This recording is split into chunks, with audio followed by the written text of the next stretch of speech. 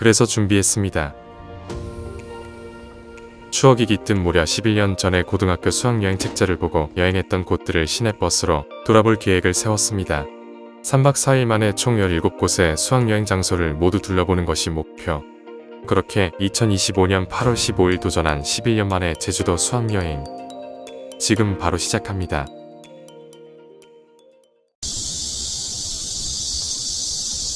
비행기를 타기 위해 오전에 김해공항에 도착했습니다. 경전철에서 내려 바로 국내선 청사로 갑니다. 이번 여행에 3일간 같이 참여하기로 한 구독자 울산피플님과 만나 점심을 먹고 탑승 수속을 하고 13시 25분 출발하는 에어부산 비행기에 탑승했습니다. 지금까지 여러 여행 컨텐츠를 찍으면서 버스나 고속열차는 많이 타봤는데 비행기는 수학여행 이후 11년 만에 처음으로 타보네요.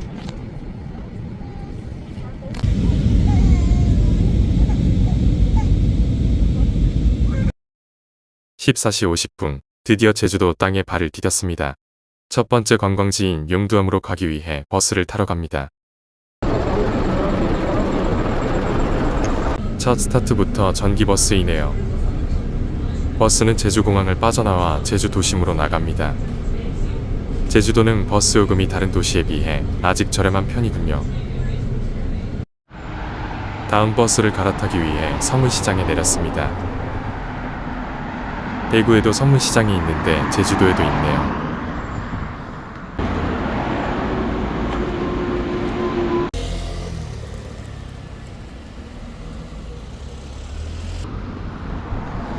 내려서 좀만 걷다 보니 바다가 보입니다. 길을 따라가면 용두암이 나옵니다.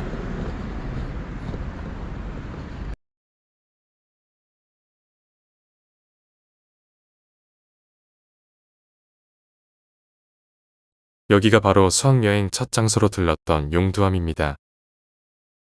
말 그대로 바위가 용의 머리를 닮아서 붙여진 이름이죠.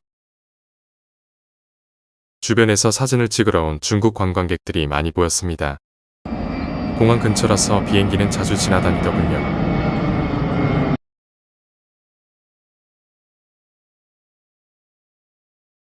그리고 여기는 용현 구름다리입니다.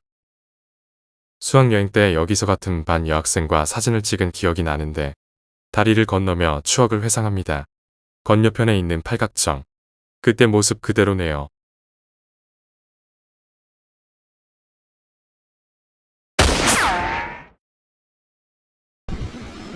날씨가 더워 직구자전거를 타고 버스 정류장까지 왔습니다. 이제 두 번째 목적지인 수목원 테마파크로 갑니다. 처음에 왔던 제주공항을 다시 지납니다. 제주도는 버스 내부 정류장 안내기가 LCD 모니터로 되어 있네요. 제주도에 온 지 얼마 되지도 않았는데 벌써 나른해지고 잠이 쏟아졌습니다. 무거운 가방을 메고 다니느라 지친 상태라 카페에서 잠시 휴식했습니다.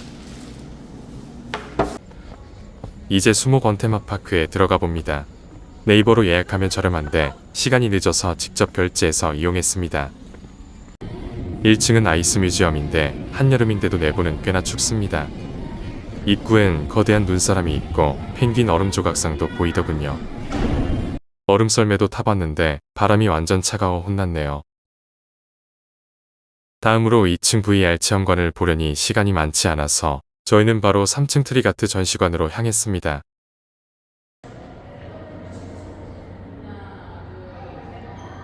여기는 착시를 활용한 예술 작품들이 있으며 그림의 장면 속에 있는 것처럼 포즈를 취해서 사진을 찍을 수 있습니다. 입구가 슈퍼맨 셔츠를 입고 있는 사람, 거꾸로 된 집에 있는 스파이더맨,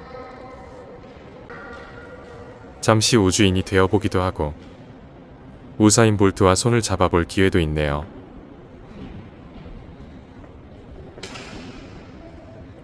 격투기 선수에게 한 대 맞는 신용도 해보고 모나리자와 피자도 같이 나눠 먹을 수 있습니다. 2층은 외부만 잠시 봤는데 레고로 만든 제주도의 산 모형이 있었습니다. 매점에서 잠시 음료수를 마시며 쉬었다 나갑니다. 수목원 테마파크 맞은편에는 수목원야 시장이 있습니다. 여기는 매일 저녁 6시부터 운영하며 먹거리를 파는 푸드트럭들이 있습니다. 오늘 저녁은 여기서 먹기로 합니다. 저희는 서프사이드 그릴인가 거기서 닭다리살 샌드위치를 사 먹었습니다.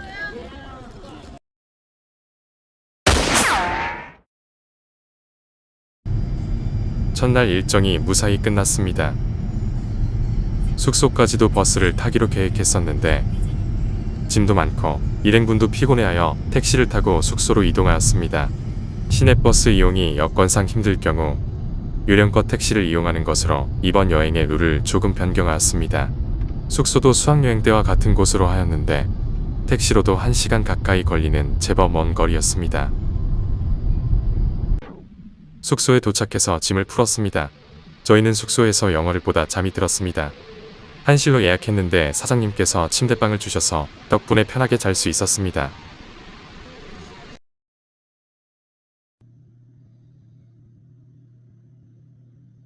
이튿날 아침, 원래 7시쯤 나가야 했는데 울산 피플님과 저 모두 피곤해서 늦게 일어났습니다. 울산 피플님은 이따 합류하기로 하여 우선 저 먼저 출발하였습니다. 시간이 늦어서 성산 일출봉까지 택시를 타고 갔습니다.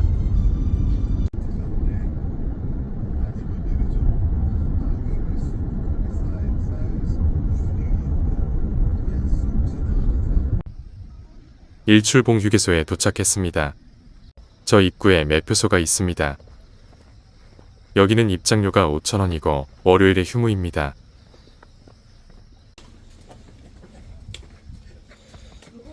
입구에서 검표 후 일출봉을 올라가기 시작합니다. 등산로와 하산로가 따로 있으니 표지판을 잘 보고 이동해야 합니다. 오전부터 햇빛이 뜨거워 초반부터 땀이 나기 시작합니다.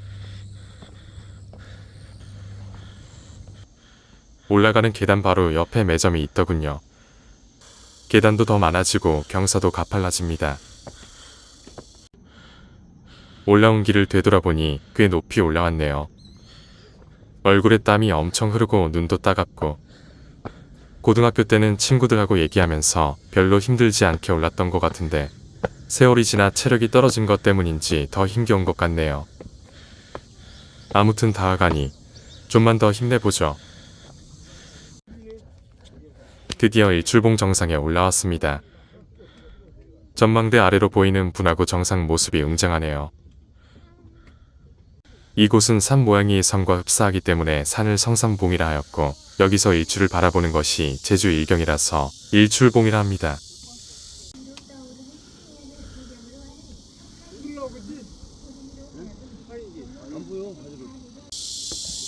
절경 구경을 마치고 하산을 시작합니다. 왔던 길을 되돌아가는 게 아니라 내려가는 길은 따로 있습니다. 절벽을 따라 수많은 데크길 계단을 내려갑니다. 서둘러 갔다 오다 보니 땀으로 다 젖었습니다.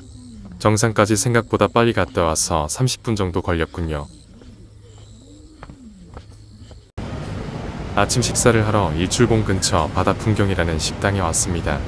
제주도에 오면 가장 먼저 먹고 싶었던 게 갈치조림이었는데 갈치조림 1인분도 파는 식당을 찾은 것이 신의 한 수였네요.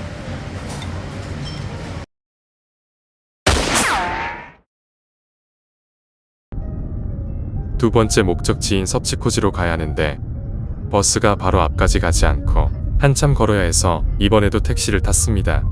택시 찬스를 여러 번 쓰게 되는데 일정이 늦어 선택의 여지가 없었습니다. 섭지코지부터 가려 했으나 여기에 큰 아쿠아 전시관이 있다고 해서 왔습니다. 여긴 입장료가 44,600원으로 제법 하는데 저는 네이버로 입장권을 36,900원에 구매했습니다.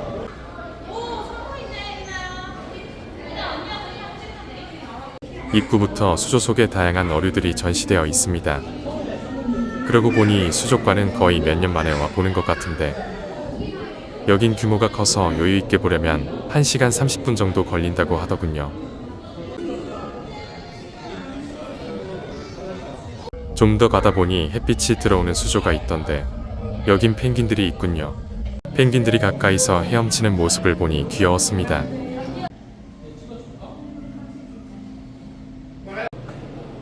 사방이 수족관인 길을 통과합니다. 여긴 바다 생물들의 실제 표본들이 전시되어 있어 흥미롭게 봤습니다. 이제 아쿠아 사파리관으로 가봅니다. 수달, 거북 등 어류 이외의 동물들이 주로 전시되어 있습니다. 물고기 먹이 체험도 할 수 있게 자판기도 있더군요. 아마존강에 사는 초대형 민물어들, 몸집이 어마어마하네요. 오호, 여긴 물고기의 성격을 의인화하여 흥미로운 주제로 전시했네요. 전 ISTJ이긴 한데 의외로 전 ENFP인 분과 있으면 이야기를 많이 하게 되더라고요. 가다 보니 어린이 놀이터도 있었고 창문으로 거대한 수조도 볼 수 있었습니다. 키즈존 옆에는 불가사리를 만져볼 수 있는 터치 체험존이 있습니다. 어느새 지하 1층까지 왔는데 여기는 메인 수조입니다. 영화관 스크린만한 수조가 마치 바닷속에 잠수한 느낌을 주네요. 이제 오션 아레나 공연장으로 가봅니다. 마침 공연이 10시 50분에 시작해서 서둘러 이동하였습니다.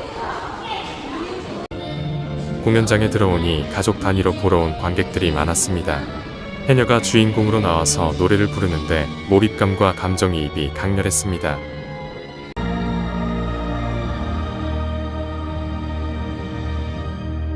이어서 진행된 다이빙쇼도 흥미진진하게 봤는데 고리에 매달려 묘기를 부리는 분이 내심 대단하다고 느껴졌습니다.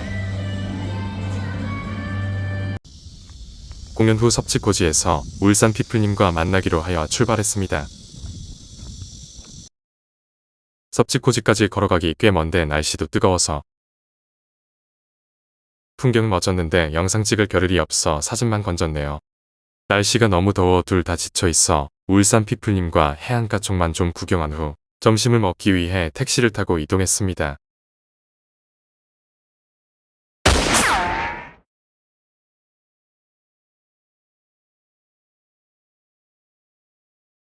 버스 정류장까지 가기 멀어서 나갈 때도 결국 택시 탔습니다. 식당에 도착해 저희는 흑돼지 오겹살과 목살을 먹었습니다. 주인 아주머님이 저희가 여행하고 있는 걸 어떻게 아셨는지 사장님과 이런저런 얘기를 나눴고 여행 재밌게 하라고 하셨습니다. 이제 승마 체험을 하러 갑니다. 비로소 여행의 본질을 찾은 듯 버스를 탔습니다. 더위 소기동에 지친 탓에 꾸벅꾸벅 졸면서 갔습니다. 내리니까 바로 앞에 풀을 뜯고 있는 말이 보이네요. 여긴 제주 승마장과 탐라 승마장 두 곳이 있는데 수학여행 때 어느 승마장에 갔었는지 기억이 안 나기도 했고 찾아보니 제주 승마장은 전날 예약 필수여서 탐라 승마장으로 갔습니다. 승마 체험은 탐라 코스 15,000원, 산책 코스 40,000원이었는데 비용 관계로 타는 거에 의미를 두기로 하여 마당만 도는 탐라 코스로 했습니다. 타면서 영상은 찍지 못해서 사진으로 남겼네요.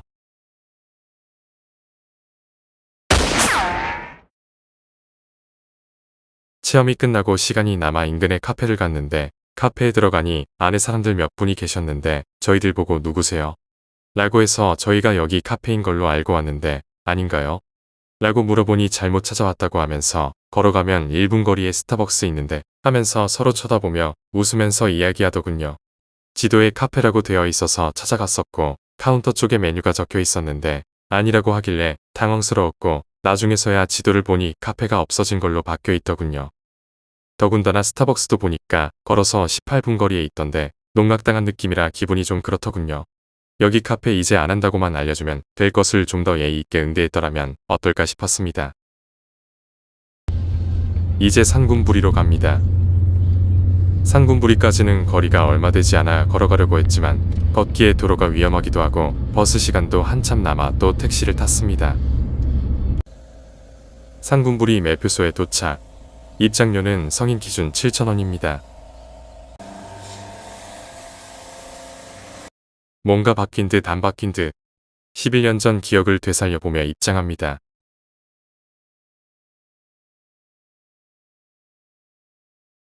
아깐 더웠는데 구름이 끼면 날씨가 조금 선선해졌습니다. 잠시 정자에서 쉬며 주위를 둘러봤습니다. 푸른 언덕 위 돌로 둘러싸인 분묘들의 모습입니다. 이제 정상으로 올라가 봅니다. 그렇게 높진 않아서 정상엔 금방 도착할 수 있었습니다. 분화구를 좀 더 자세히 관찰할 수 있게 망원경도 있습니다.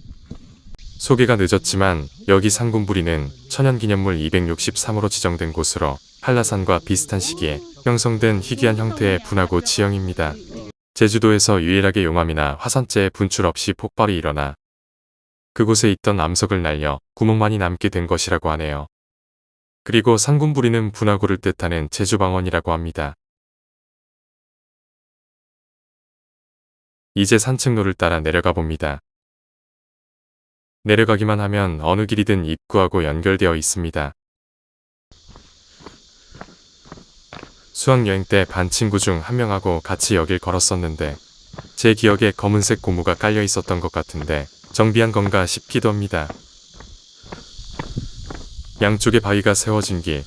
맞습니다. 기억나네요. 세월이 지나도 편안한 분위기는 여전히 간직하고 있습니다. 아까 입구의 갈림길로 다시 왔습니다. 억새와 갈대에 대해 안내하고 있습니다. 둘 다 개화기가 10월쯤이어서 여긴 가을에 오면 또 장관이라고 하네요. 정상에서 반대편 산책로 쪽을 안 가봤으니 다시 올라갑니다.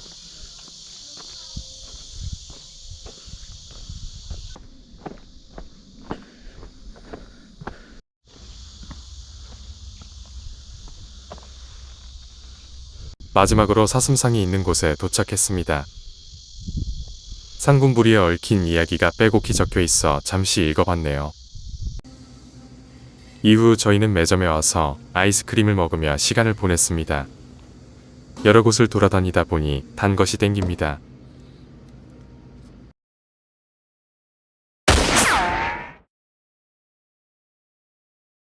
이제 오늘의 마지막 목적지인 제주 4.3 평화기념관으로 갑니다. 오늘만 택시를 5번 탔네요. 기념관 정문 쪽이 아닌 후문 쪽에 도착하여 들어갔습니다. 입장료는 무료였습니다.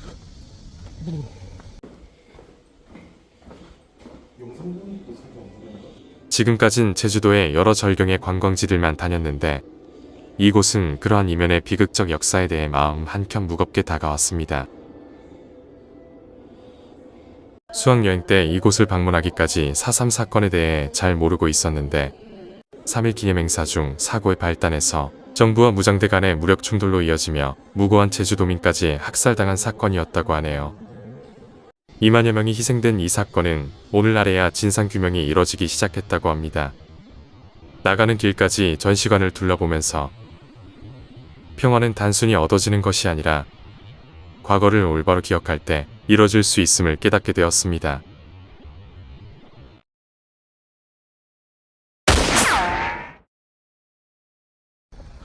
둘째 날 관광지를 모두 둘러보았습니다.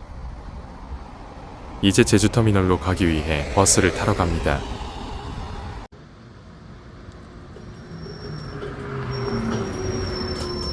오늘 거의 택시만 타다 이제서야 버스를 탑니다. 뚜벅이는 정말 관광이 힘들다는 걸 몸소 느끼네요. 버스는 봉계동을 지나서 제주 시내로 이동합니다. 이번 정류장은 봉계동 주민센터. 처음 왔던 제주공항도 다시 지나가고 버스 전용 차로를 달리며 섬식 정류장을 볼 수 있었습니다. 저희가 탄 버스는 왼쪽으로도 승하차가 가능한 양문형 버스였습니다.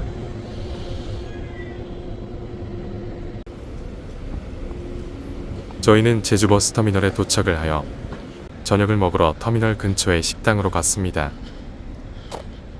내일 돌아가는 울산 피플님도 꼭 먹고 싶어 한 거라 갈치조림을 또 먹었습니다. 시간이 남아 터미널 안에서 쉬며 숙소로 가는 버스를 기다렸습니다. 사실 시내버스 터미널이지만 여느 터미널처럼 매표소도 있더군요.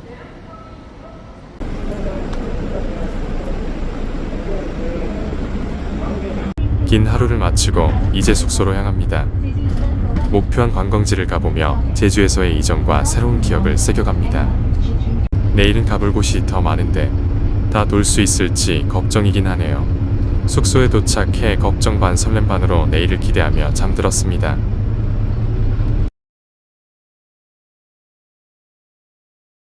설렘과 아쉬움이 점차 다가오는 셋째 날이 밝았습니다. 오늘은 한라산에 어승생학으로 갑니다. 울산 피플님이 오늘 가는 날이어서 짐이 많아서 택시를 탔습니다. 원래 계획대로라면 오전 9시까지는 도착해서 어승생을 여유있게 등산하는 건데 바쁜 여행 일정에 피곤해서 아침에 일찍 일어나기가 힘들더라고요.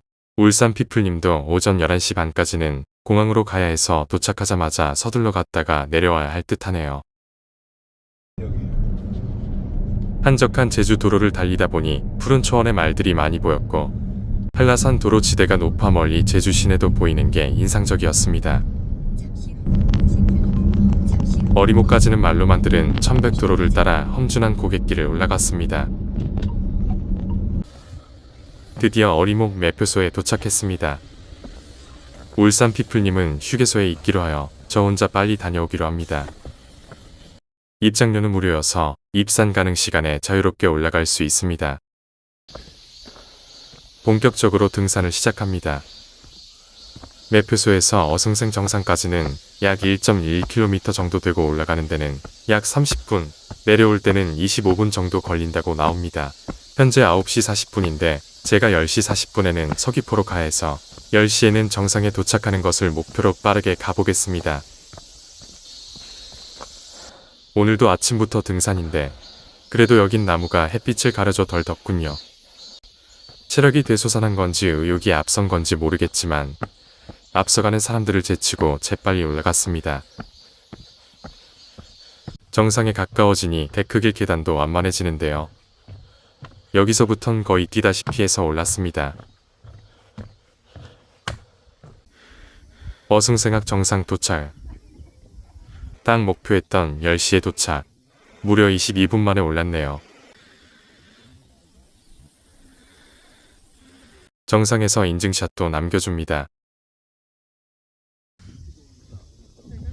어승생학 정상에 오니 확 트인 전망. 멀리 제주 시내와 바다, 공항이 한눈에 들어오는 게 장관이었습니다. 좀 더 둘러보니 일제 동굴 진지가 있더군요. 2차 세계대전 당시 일본에서 한라산을 방어진지로 삼아 건설하였다고 합니다. 여기에도 일제의 잔재가 남아있음이 뭔가 서글프기도 합니다. 좀 더 있고 싶었지만 시간이 얼마 남지 않아 하산하였습니다.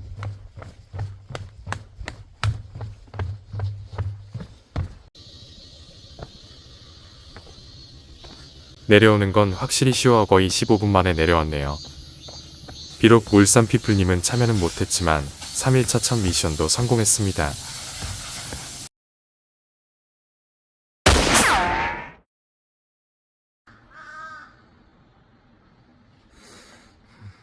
매표소에서 버스 정류장까지 1km 정도 내려가야 해서 원래 걸어가려 했는데 버스 시간까지 촉박하여 마침 주차장에 있는 택시를 바로 탔습니다.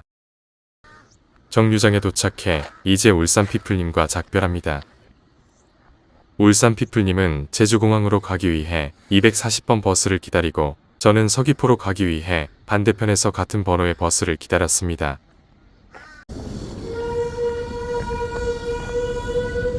이제 다시 홀로 여행의 시작입니다. 울산 피플님은 다음날 출근해야 해서 함께한 시간이 은근 짧게 느껴지네요. 버스는 우리나라에서 고도가 두 번째로 높은 천백고지 휴게소 정류장을 지나고 한라산 영실 매표소까지 들어갔다가 나온 후 엄청난 커브길을 지나고 진화 공리운전하며 내려오니 어느덧 서귀포시의 바다가 보입니다.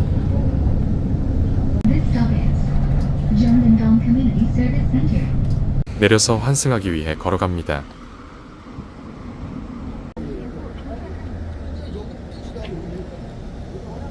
이제 용머리 해안 쪽으로 갑니다.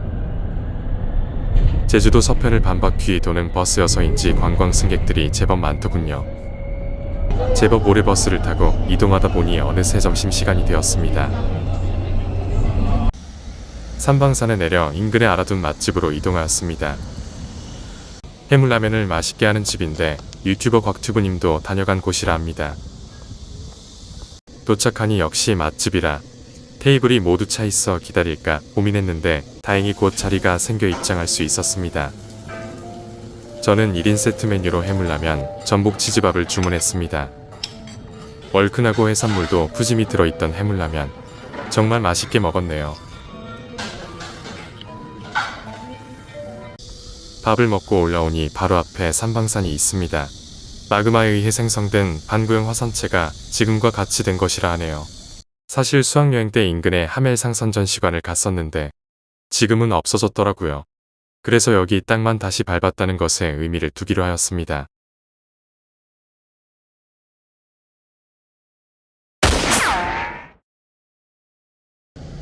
점심 먹고 와서 아슬아슬하게 탔네요. 큰 차들만 타보다 이번엔 카운티 버스를 타보는군요. 해안 풍경을 보며 하는 버스 여행은 그야말로 힐링입니다. 아까 출발했던 곳인 산방산이 저 멀리 보이네요. 제주도 랜드마크답게 돌하르방이 삼삼오오 있고 육지에서 보기 힘든 현무암이 많은 해안 절경에 한동안 눈을 떼지 못합니다. 산이수동 정류장에 내렸습니다. 정류장 옆엔 딱 햇빛 피하기 좋은 쉼터가 있네요. 여기가 우리나라 최남단 버스 정류장이라는데 작년 이맘때 부산에서 강원도 고성 시내버스 여행했을 때 생각해보니 시내버스 기준으로는 국내 최복단 최남단 정류장을 다 가본 셈이네요. 이제 송악산으로 가봅니다. 송악산을 직접 올라가는 건 아니고 둘레길 한 바퀴를 돌아보려 합니다. 바로 앞엔 최남단 마라도로 가는 여객선을 타는 곳이 있군요.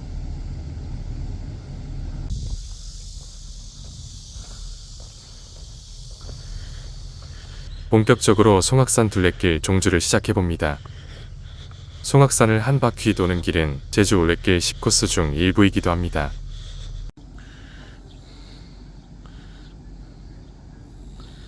길이 두 갈래가 있던데 해안가를 보며 가기 위해 왼쪽으로 갑니다. 여기도 제주 대표 관광지로서 손색이 없는 곳이라 생각하는데 날씨가 너무 더워서 그런지 사람들이 거의 없더라고요. 멀리 보이는 저 섬이 왼쪽이 마라도, 오른쪽은 좀 더 가까운 가파도입니다. 멀리 말 한 마리도 보이네요.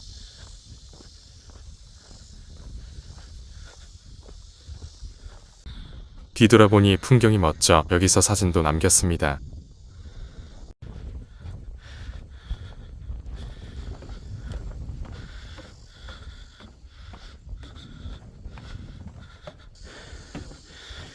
부지런히 걸어서 제1전망대에 도착했습니다. 떼약볕 속데크길을 오르내리다 보니 벌써 땀에 다 젖었네요.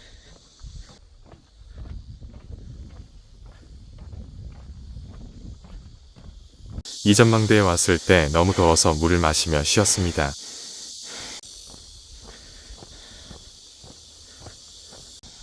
송악산에 오면 빼놓을 수 없는 웅장한 해안 절벽의 모습도 담아보고 마지막 전망대에서 잠시 해를 피해 쉬다가 이동했습니다.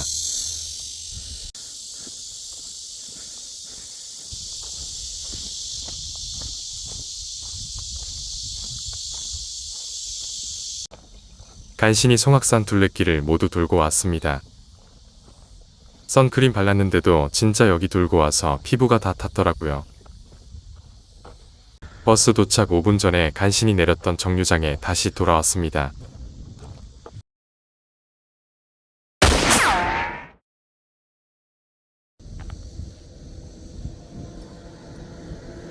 왔던 길을 다시 되돌아 나갑니다.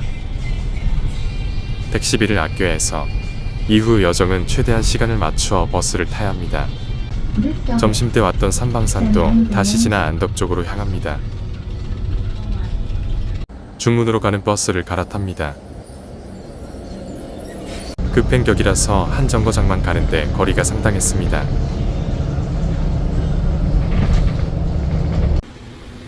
중문에서 내려 이제 제트보트를 타러 갈 계획인데 걸어가긴 멀고 대포포구 앞까지 가는 520번 버스는 20분쯤 뒤에 나와서 남은 관광 일정이 빠듯할 거라 판단해 한 번 더 택시를 탔습니다. 내릴 때 기사님이 재밌게 여행하고 가라고 인사해 주셨습니다. 제주제트장에 도착했습니다. 탑승 비용은 3만원이었고 결제 후 조금 기다렸다가 바로 탑승할 수 있었습니다. 보트는 20명 정도 태우고 출발을 하였는데 빠른 속도로 달리다 갑자기 돌대에 스릴 넘쳤습니다. 맨 앞에 타신 아주머니는 무서웠는지 못하겠다 하셔서 중간에 돌아와 내리신. 그렇게 바다를 돌며 해안가의 아름다운 주상절리도 구경하고 돌아왔습니다. 울산 피플님도 같이 탔더라면 하는 아쉬움이 남는데 암튼 사진가 포함 4만원의 수학여행에 가장 재밌었던 경험을 다시 해봤네요.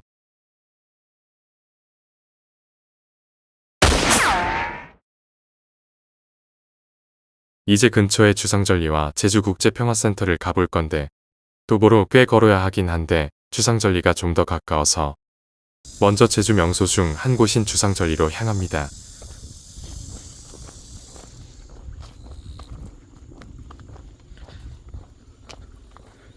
주상절리대로 가는 길엔 한아세안 오르길 8코스라 되어 있는데 동남아시아 국가연합이 대화관계 수립 35주년을 기념하고 양 지역의 지속적인 우정과 협력을 기원하는 마음을 담아 이름 지었다고 합니다.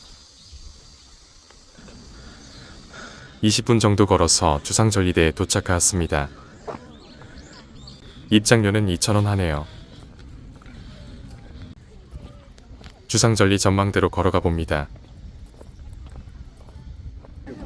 제주의 풍경 명소 중 한 곳인 만큼 전망대에서 사진 촬영을 하는 관광객들이 많았습니다. 요즘 QR코드 이렇게 보이는구나. 여기는 약간 주상절리는 용암이 바닷물에 급격히 식으며 수축하고 갈라져 기둥 형태로 된 것인데 10여 년이 지나도 여전히 자연미에 대한 감탄을 자아내는 곳이네요.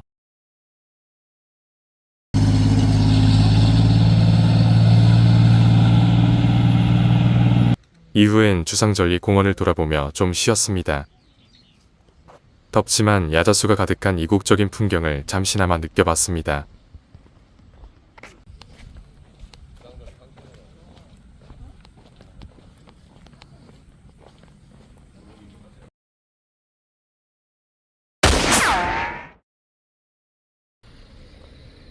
이제 제주국제평화센터로 갑니다.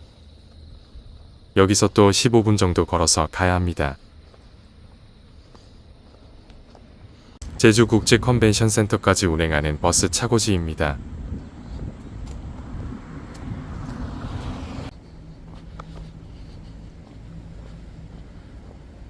입장 마감 시간을 25분 남기고 도착했습니다. 제주국제평화센터는 2006년 노무현 대통령 시절 제주가 국제평화의 섬으로 지정되며 건립되었다고 합니다.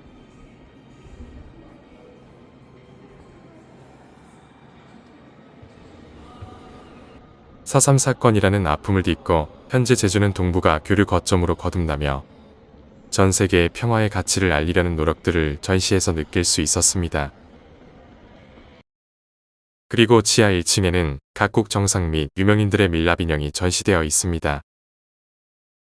대통령, 가수에 이어 성룡 배우까지 모두가 진짜 사람처럼 디테일했습니다. 수학여행 때 여길 제일 신기하게 봤던 기억이 나네요.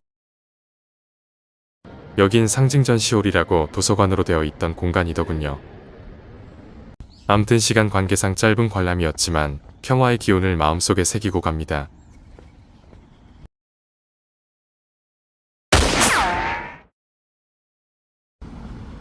이제 오늘의 마지막 목적지인 천지연 폭포로 갑니다.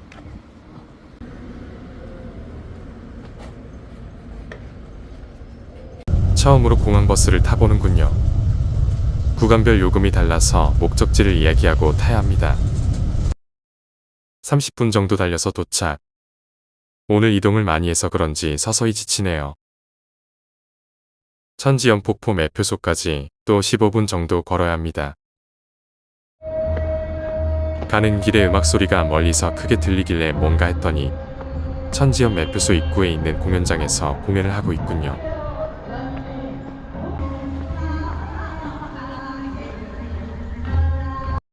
입구에 도착하니 주차장이 꽤나 넓네요. 입장권을 사러 갔는데 어쩐지 닫혀 있길래 8월 17일 바로 오늘까지 야간 무료 입장이라 합니다.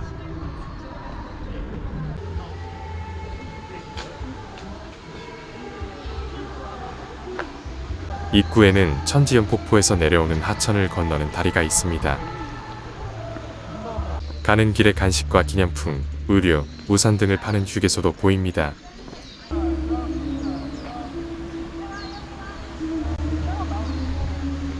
저 다리는 나중에 폭포에서 나오는 길입니다. 해질녘쯤 오니 뭔가 낭만 있는 분위기. 입장 시간은 밤 9시 20분까지인데 야간에 오면 느낌이 어떨지 궁금하기도.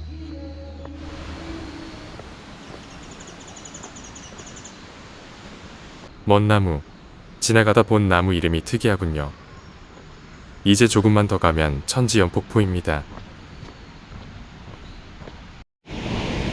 드디어 폭포 앞에 도착했습니다.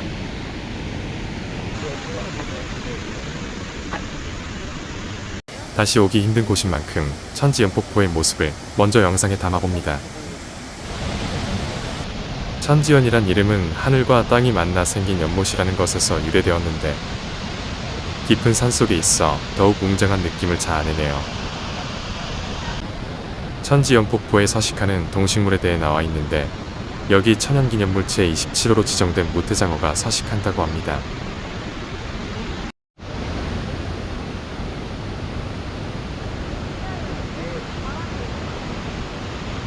이제 슬슬 되돌아가 봅니다. 나가는 길목엔 그림과 시가 전시되어 있었습니다. 일상과 해녀, 바다와 관련한 서정적인 내용을 담고 있더군요.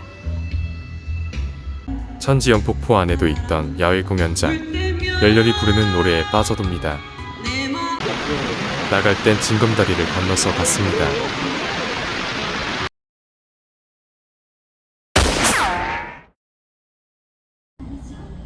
오늘 열심히 다녔으니 이제 저녁을 먹으러 가봅니다.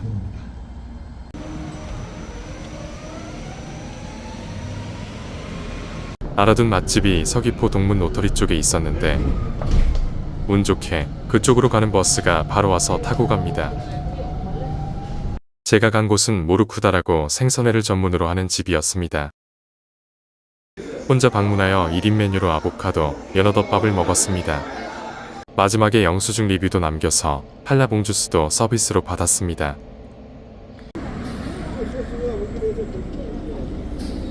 힘겨웠던 일정을 마치고 이제 숙소로 복귀합니다. 오늘 그래도 되도록 버스를 이용해 하루 만에 다 돌아서 보람은 있었습니다. 여행의 마지막 밤. 뭔가 싱숭생숭하기도 하고 내일이 마지막이란 아쉬움에 딱 1년 전 오늘 다녀온 저의 동해안 시내버스 여행 영상을 봤네요. 하하.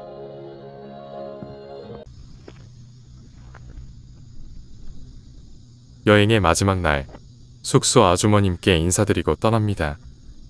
워낙 택시를 많이 타서 오늘은 버스를 타고 나가보려 했는데 오늘도 늦게 일어났는지라 버스는 모두 놓친 상태. 설상가상으로 오늘따라 택시도 안 잡혀서 일단 숙소 앞에까지 걸어가서 한 번 더 호출해 보기로 합니다.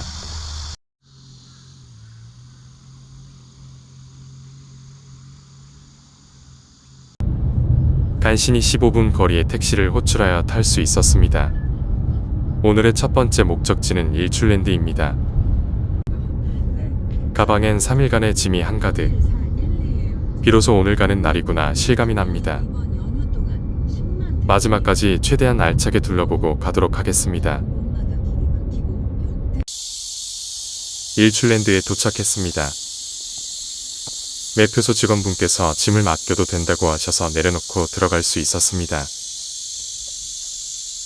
영업시간이 9시부터인지라 일찍 와서 그런지 사람이 거의 없었습니다. 바닥에 하늘색 관람선을 따라 천천히 둘러봅니다. 여긴 풍경을 보니 식물원이라 해도 과언이 아닐 정도인데 10몇 년 전 여기서 런닝맨도 촬영했었다고 하네요.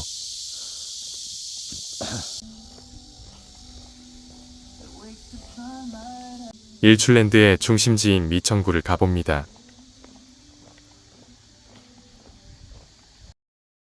여기가 미천굴 입구인데 몇 계단 내려가니 갑자기 찬 기운이 몸을 감싸고 도네요. 미천굴 안에 들어오니 완전 시원합니다. 벽면의 현무암과 수분의 단열 효과로 여름에도 시원한 게 아닐까 추측해봅니다. 입구 중앙에는 부처님상과 소망암이 있네요. 자세히 보니 자녀 출산을 기원하는 내용이었습니다.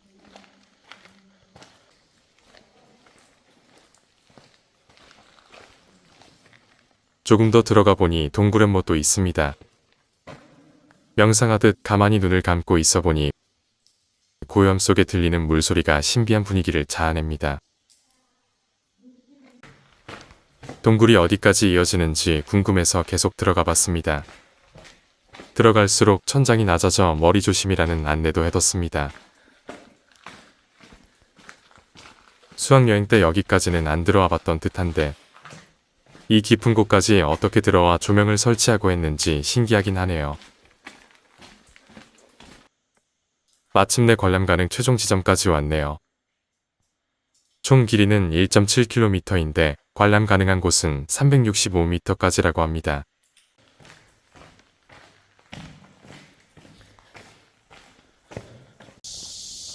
미천굴을 나오니 다시 더위와의 싸움입니다. 이제 민속촌으로 가봅니다. 돌담에는 제주방언에 대해 적혀 있어 흥미로웠습니다. 이어서 제주도의 예초가 가옥도 한번 들러보았고 동물원도 있다고 하여 가봤습니다. 제 기억이 맞는지 모르겠지만 여기서 흑돼지를 본 것 같은데 지금은 가보니 닭이나 오리 등 평범한 동물들만 있는 듯 했고 지붕 위를 걸어다니는 깃털 빠진 공작새 한 마리를 볼 수 있었네요. 이어서 들어온 식물원, 다양한 종류의 선인장이 반겨주는군요.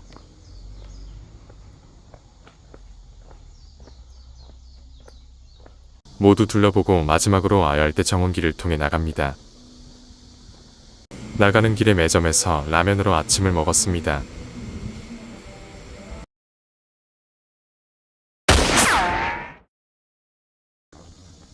매표소에 맡긴 짐을 찾아 다음 여정으로 발을 옮깁니다. 여태껏 택시비를 너무 써서 남은 여정은 최대한 버스만 타고 이동해야 했습니다. 정류장까지 약 400m를 걸어 버스 도착 시간 직전 간신히 도착했습니다.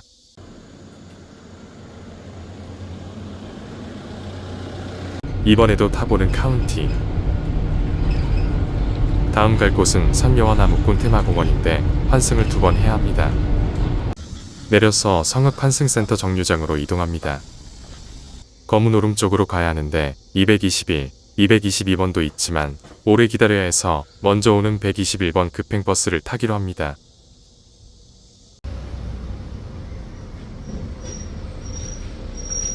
급행이라 중간에 많은 정류장을 건너뛰고 빠르게 이동하는 버스. 11km 거리를 막힘없이 달려 14분 만에 도착했네요. 2분 차이로 가까스로 탄 버스. 아담한 마을과 초등학교를 지나면서 사람 사는 정취는 어디나 같다는 걸 느껴봅니다.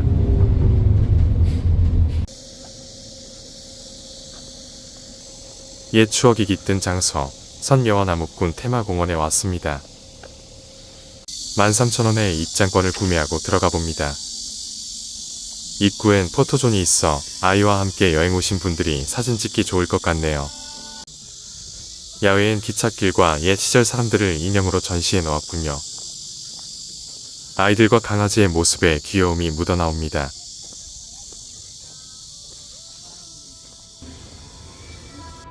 이제 전시관 안으로 들어가 구경합니다. 이곳은 과거의 모습을 미니어처로 만들어 전시했습니다. 조선 후기에서 1970에서 80년대의 모습까지를 표현한 것으로 보이는데 저희 어머님 세대인 저 시절만의 낭만은 어땠을까 문득 생각듭니다.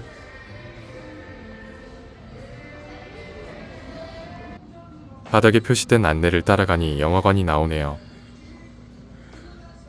생소한 느낌을 주던 70, 80년대의 영화 포스터들. 재현한 옛날 영화관도 있고 상영도 하고 있었습니다.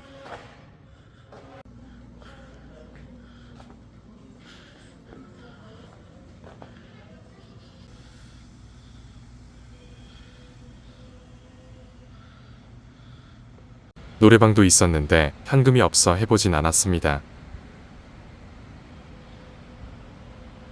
박정희 대통령 시절의 집의 모습도 재현해 놓았습니다. 마치 시간 여행을 하는 듯한 기분이 듭니다.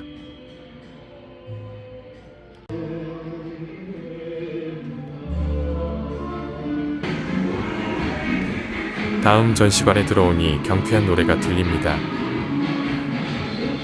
전축이란 글자를 보니 제 6살 때까지만 해도 있었는데 추억. 음악 소리가 나는 곳이 이곳이었네요.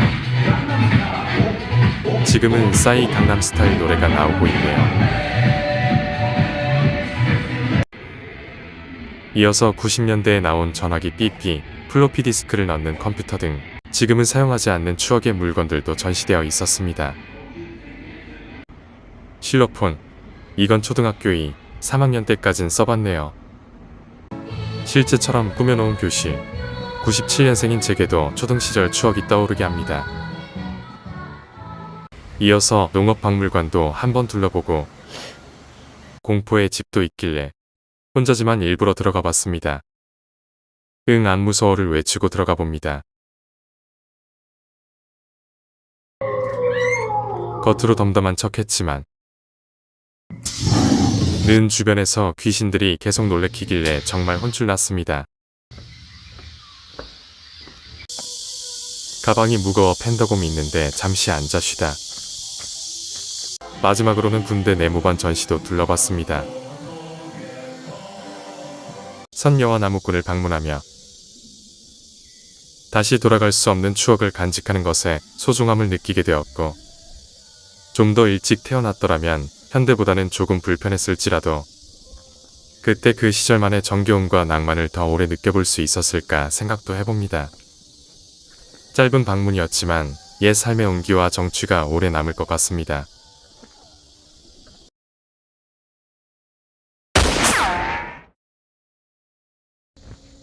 다음 버스를 타기 위해 선인동까지 걸어갑니다.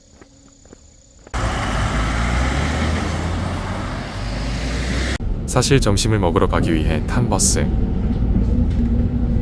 주변에 마땅히 맛집이 없어 찾아보다 서늘리 쪽 고기국수집으로 가기로 했습니다. 식당에 도착하니 마루 밑에 고양이가 여럿이 있군요.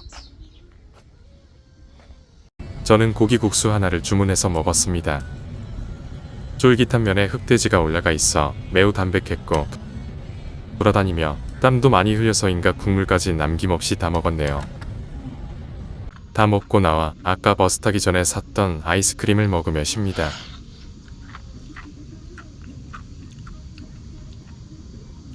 너무 더워서 울산 피플님이 주고 가신 선풍기를 쐬며 버스를 기다립니다. 긴 것만 같았던 여행도 어느새 끝나갑니다. 이제 마지막 관광지인 메이즈랜드로 갑니다. 제주의 바람과 숲길을 뒤로하고 여행의 마지막 페이지를 완성하러 갑니다. 세계 최대 규모의 미로공원인 메이즈랜드에 왔습니다. 매표소에 짐을 맡기고 직원의 안내를 받아 미로 지도를 확인했습니다. 바람미로, 여자미로, 도하르방미로 3가지가 있는데 하다가 길 잃으면 전화 달라고 하시더군요.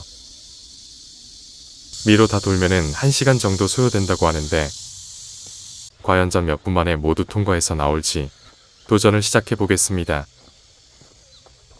첫 번째 바람미로로 들어갑니다. 들어가자마자 사방이 숲이라 어디로 가야 하는지 알 수가 없네요. 설마 여기가 맞는 길이라서 안개 분무를 해놓은 건가?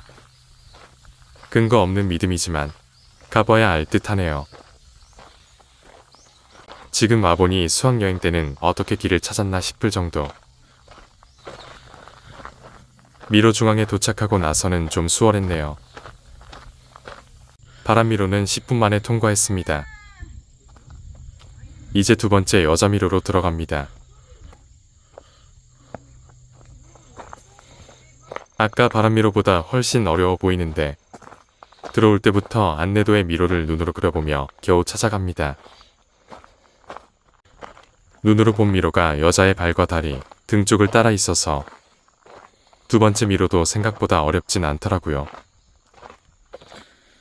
여자 미로는 8분 만에 통과했습니다. 이제 마지막 돌미로에 도전합니다. 아까와 다르게 돌담으로 된 미로가 저를 맞이합니다. 이 미로는 도라르방 모양으로 생겼죠. 앞의 미로보다 확실히 높은 난이도인 미로. 도라르방 머리 위치까지 왔는데 어디로 가야 할지 헷갈립니다.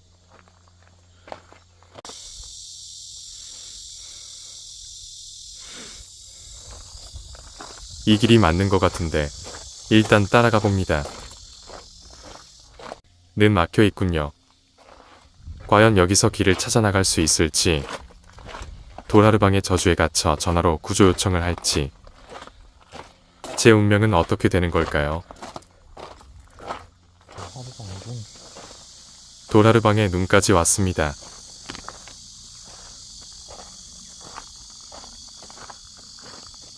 열심히 돌아다녀도 아직 도라르방 얼굴 안에서 맴돌고 있습니다. 결국 카카오맵의 도움으로 도라르방 턱 쪽의 나무 터널 아래 숨겨진 길을 찾았습니다. 이제 이 길이 정답일 것 같다는 확신이 드네요. 점점 올라가는 길. 마침내 돌미로에 도착지에 왔습니다. 돌미로는 16분 만에 통과했네요. 이야, 제일 어려워 쩔쩔맸던 미로였는데 구조 요청으로 자존심을 버릴 순 없어 끝까지 길을 찾으며 결국 해냈네요. 그리고 제가 도착한 자리에는 완주를 환영하는 성취의 종이 있습니다. 34분 만에 메이즈랜드 미로를 모두 통과. 길 찾는 과정이 재밌기도 적당히 힘들기도 했지만 한편으로는 뭔가 너무 쉽게 끝나버려 조금의 허전함도 있네요. 그냥 가긴 아쉬워서 최대한 사진을 남겨봅니다. 도라르방과 함께 이리저리 구도를 잡아보며 그나마 괜찮은 거 한 장 건졌네요. 메이즈랜드엔 박물관도 있어서 한번 들어가 봤습니다. 여기는 미로의 유래와 역사에 대해 전시하고 있었는데 미로의 시초가 된 그리스 로마의 미노타우로스 이야기와 중세시대부터 현재까지 미로와 관련된 유물, 서적도 전시되어 있었습니다. 그리고 2층에는 AI 미로 어드벤처가 있는데 벽면에 문제가 나와 있고 정답이라고 생각하는 방향으로 가면 되었습니다.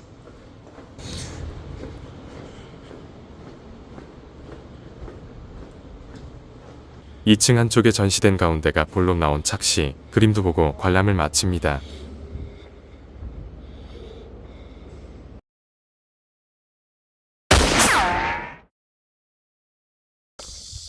이렇게 3박 4일간의 모든 수학여행 관광지를 다 완주하였습니다. 그러나 정말 오랜만에 제주도까지 왔는데 수학여행지만 보고 돌아가기에는 뭔가 아쉬워서 제주 바다의 풍경을 보며 여행을 마무리하고 싶어 가장 가까운 함덕해수욕장으로 가기로 하였습니다. 아까와 같은 노선을 타고 나갑니다. 제주도 와서 이제 버스만 20번째 타는군요. 택시도 몇 번 탔지만 버스로 여행하기 힘든 제주라 들었기에 그래도 이 정도면 경제적으로 이동한 편이긴 하겠죠. 버스를 갈아타야 해서 평대리에 내렸습니다. 여기가 제주도 일주도로고 건너편에서 다음 버스를 탑니다.